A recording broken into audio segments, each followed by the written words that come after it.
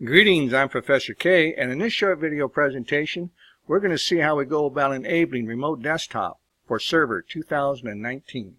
For this demonstration, I'll be showing you two different ways that we can enable remote desktop on a Server 2019 installation.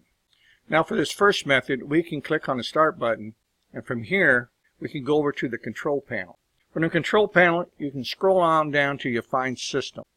Go ahead and double click it. From here, you can go over to your Advanced Settings, and then from here, you can go over and click on the Remote tab. Now from here, you'll see that it's currently configured not to allow remote connections to this computer, but if you would like it to be able to receive a remote connection using RDP, go ahead and check the radio button that says Allow Remote Connections to this computer. Now another thing you can do is to leave this checked or unchecked to allow connections only from computers running remote desktop with network level authentication. That means that those machines that are going to connect must be a member of your domain. So if you uncheck this box, then any computer from inside or outside of your network would be allowed to connect using RDP. Go ahead and say apply, say OK to that.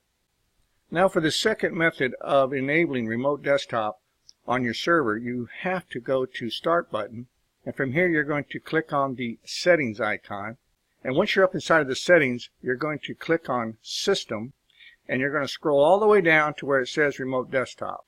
And here you see that we've already enabled the remote desktop, but if it wasn't enabled or you wanted to disable it, you would just use this option right here and close it.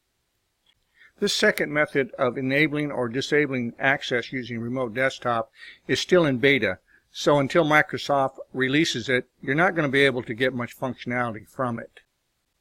So that's going to conclude this short video presentation on how we go about enabling remote desktop on our Server 2019 installation. So if you have any questions or you have any concerns, please don't hesitate to reach out and contact your instructor, and I'll see you in my next video.